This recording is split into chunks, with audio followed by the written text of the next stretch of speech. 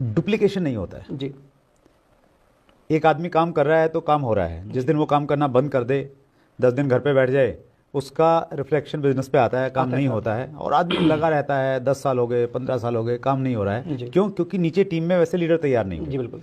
तो हालांकि आपने बताया कि नए लोगों को आप लेते हैं, 10 लोगों को, फिर उनको सिखाते हैं। थोड़ा इसकी और डीप में जाएं।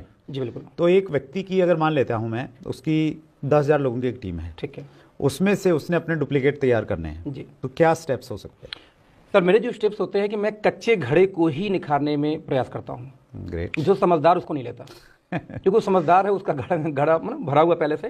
तो मैं क्या करूँ, जो फ्रेशर मिल जाए ऐसे 10 को सिलेक्ट करूंगा, सिर्फ 10 को इसलिए। क्राइटेरिया क्या हो सकता है? जैसे फॉर एग्जाम्पल, जैसे एक व्यक्ति है, उसकी टीम में 10,000 लोग हैं और 100 लोग फ्रेशर हैं, ठीक है, तो उनमें से भी कुछ पैरामीटर हो सकते हैं क्या? सर पैरामीटर क्या होता है बता दो आपको। सबसे पहला होता है कि रात को 12 से लेकर सुबह 5 बजे ट्रेनिंग करूंगा जूम पे, क्या पाओगे?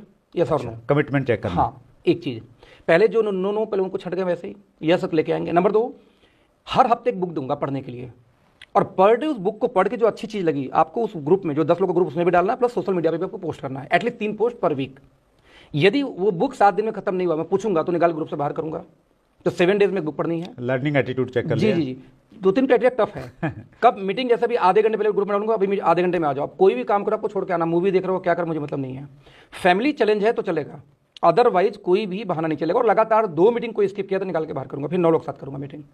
तो यानी कमिटमेंट लेवल यदि हाई है, सिर्फ 10 लोग को सिलेक्ट करूंगा। मेरा मानना है कि 5-6 मीटिंग करते करते समझ में आ जाता है कि किसको निकालना, किसको फिर से इन करना उसके अंदर में। राइट। तो इस तरीके से करता हूं।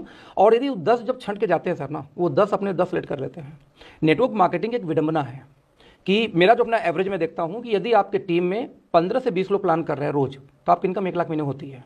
मैंने देखा रोज रेगुलर जो पर डे प्लान हो रहा हो तो 1 लाख महीने के लिए आपको सिर्फ 20 लोग मुश्किल से चाहिए जो रोज प्लान करते हो। तो आपको 20 प्लानर ही तो तैयार करना है। दिक्कत कहाँ पे आती है कि टीम है 10,000 की, 10 लोग भी रोज प्लान नहीं करते उसकी टीम में, क्योंकि टीम बनी नहीं है। तो मेरा अगला ये जो मेरा कनेक्शन है कि आप हम लोग क्या करते हैं, प्लान देने में ज़्यादा बिजी रहते हैं, ये गलत है।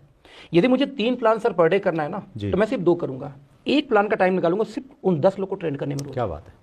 यदि मैं 1 प्लान करता हूं रोज, तो मैं हफ्ते में 3 दिन प्लान करूंगा, 3 दिन ट्रेनिंग करूंगा। आज प्लान, कल ट्रेनिंग, कल परसों प्लान, नरसों ट्रेनिंग।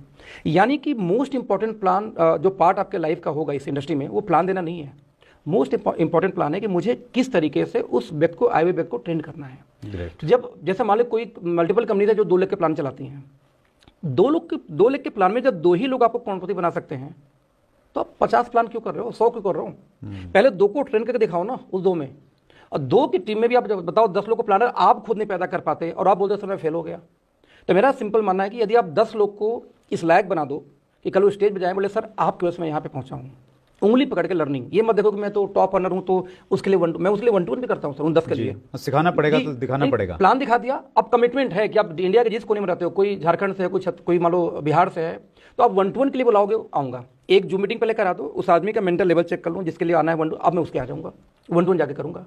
तो कमिटमेंट लेवल आपकी होनी चाहिए। ऐसा नहीं कि मैं लीडर बन गया तो 50 लोग 100 लोग होंगे तो मीटिंग करने जाऊँगा। मैंने मैक्सिमम लोग देखा है कि 100 लोग से कम मीटिंग नहीं करते। क्यों नहीं करते भाई?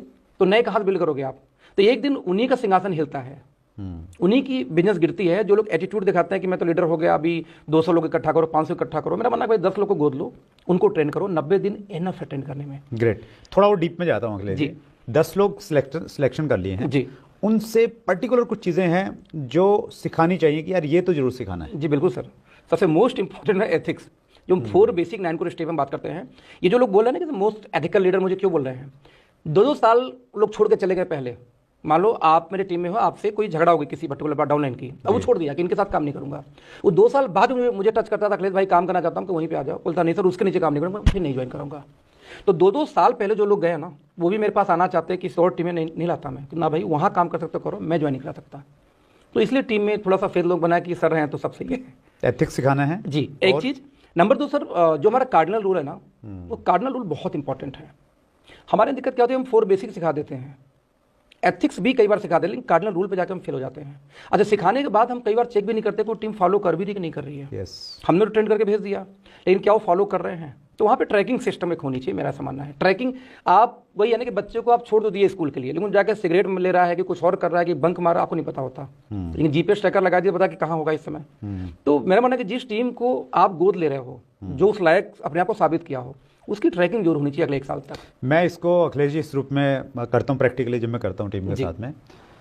मेरा ये मानना है कि जैसे हमने 10 लोग सेलेक्ट कर लिए, ठीक है। और 10 लोगों के साथ में आप ऐसे काम कीजिए जैसे एक कोच काम करता है, स्पोर्ट्स का कोच जैसे जी, काम जी, करता है ना, जी। उनको बारीकी से बड़े ध्यान से देखता है। जी। अगर वो क्रिकेट का कोच है तो देखता है यार ये बैटिंग में क्या गलती कर रहा है, क्या इसका प्लस है, क्या इसका माइनस है, जी। फिर उसकी काउंसलिंग करता है, अकेले में उसको बैठाता है। तो मेरा मानना है कि वो 10 जो लोग हैं उनकी हर एक्टिविटी आपको मालूम रहे, जी। कब सोते हैं, कब उठते हैं, Exactly, कब खाते हैं, कब पीते हैं, जी। प्लेट दिखाने में कैसे दिखाते हैं, फॉलोअप में क्या करते हैं।